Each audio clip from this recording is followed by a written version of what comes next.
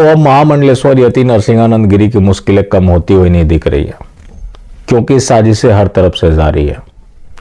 अब क्या है कि जिहाद जगत ने मोर्चा खोलना ही था, क्योंकि उन लोगों ने धर्म संसद के जरिए उनकी मानसिकता के ऊपर प्रहार किया था। तो जिहाद जगत को बौखलाना तो स्वाभाविक था। जब वो बौखलाए तो वामपंथी भला कैसे चुप रहते हैं। और आज जिहाद जगत के सबसे बड़े पैरोकार नरेंद्र दामोदर दास मोदी, वो भला कैसे चुप रहेंगे। उनकी सरकार ने भी मोर्चा खोल दिया है। अब मैं आपको पहले इसकी सच्चाई बताता हूं, उसके आगे मास्टर स्ट्रोक। क्योंकि मोदी सरकार के कोई भी फैसले हो तो सच्चाई कुछ और होती है, मास्टर स्ट्रोक कुछ और होता है।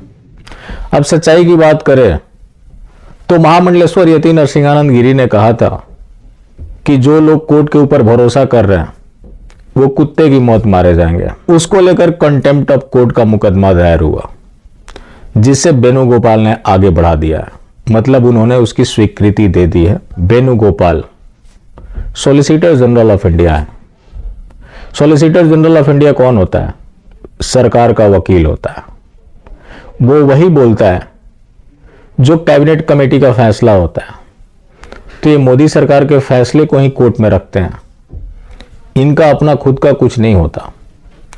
जब स्वरा भास्वरकर ने कहा कि मुझे इस बात का शक है कि सुप्रीम कोर्ट संविधान से चलता है, जब राम मंदिर का जजमेंट आया, स्वरा भास्कर का भी मामला गया था, जिसे वेणुगोपाल ने मना कर दिया था कि कंटेम्प्ट ऑफ कोर्ट इसके ऊपर नहीं चलेगा। कुणाल कामरा ने उंगली दिखाई, वो भी छम में था। लेकिन महामंडलेश्वर यति नरसिंहानंद गिरी ने कुछ बोला है, उसको भला मोदी सरकार कैसे बख्श सकती थी। अब सरकार के वकील हैं तो वही बोलेंगे जो सरकार चाहती है। अब महामंडलेश्वर ने जो बयान दिया कि जो लोग कोर्ट के भरोसे रहेंगे वो बेमौत मारे जाएंगे। अभी कल का ही मामला है, इमरान ने हीरा की बहन के साथ रेप किया था, उसको सजा हुई, अब पैरोल पर बाहर आया था। उसने बाहर आते के साथ ही अपने भाई के साथ मिलकर हीरा की हत्या कर दी।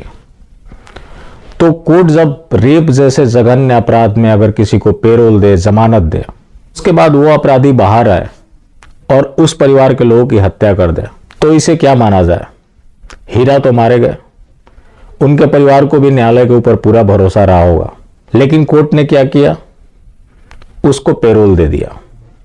भागवत निषाद का एक मामला सामने आया है। उनकी नाबालिग बेटी के साथ दिलशाद ने दुष्कर्म किया था। गोरखपुर कोर्ट परिसर में ही भागवत निषाद ने दिलशाद की गोली मारकर हत्या कर दी। अगर उन्हें न्यायालय पर भरोसा होता तो वो क्या ये कदम उठाते? उन्हें भी पता है कि जो दुष्कर्म का आरोपी था वो कुछ समय बाद छूट जाता। अब लोग ये बोल रहे हैं कि उसका भी हाल हीरा जैसा ना हो, इसके लिए उसने पहले ये कदम उठा लिया। इनकी बेटी के साथ रेप भी हुआ था, आज हत्या आरोपी भी हो गए। जब अदालती मामलों की बात करें तो देश में 4 करोड़ मामले पेंडिंग हैं। तो ये कोर्ट कर क्या रही हैं? क्या इनकी भी अकाउंटेबिलिटी फिक्स होगी, या जो कोई भी सच्चाई बोलेगा उसके ऊपर कंटेम्प्ट ऑफ कोर्ट का मुकदमा दायर किया जाएगा? जस्टिस नरीमन ये सुप्रीम कोर्ट के जस्टिस थे। आज जब ये रिटायर हुए तो एक तरफा बात कर रहे हैं। उनको धर्म संसद तो याद है, ओवैसी के भाषण याद नहीं है, तौकीर याद नहीं है।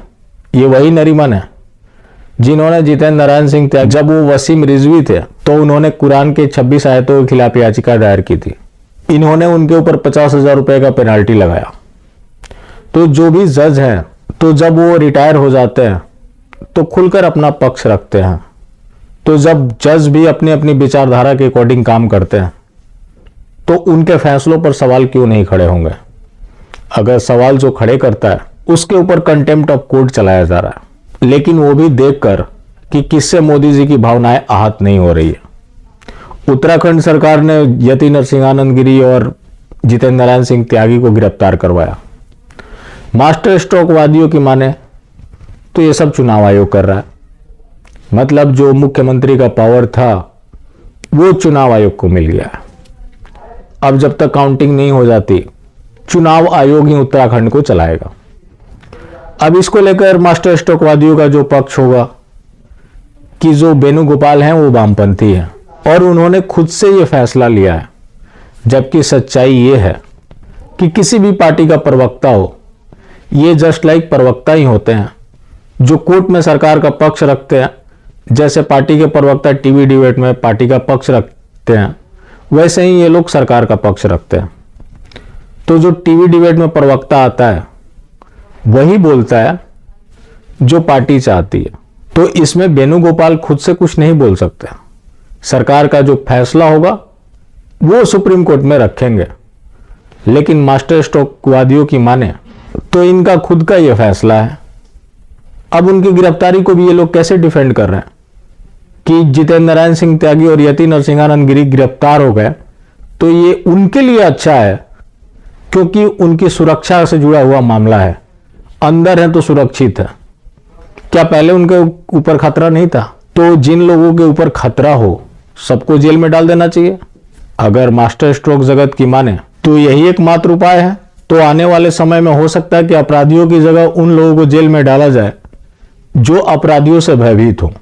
तो जो शरीफ लोग होंगे उन्हें जेल में डाल दिया जाएगा, जो अपराधी होंगे वो खुले घूम रहे होंगे। तो ये है मास्टर स्ट्रोकवादियों का तर्क। बाकी जिंदा रहें तो फिर मिलेंगे और मिलते रहेंगे तो जिंदा रहेंगे।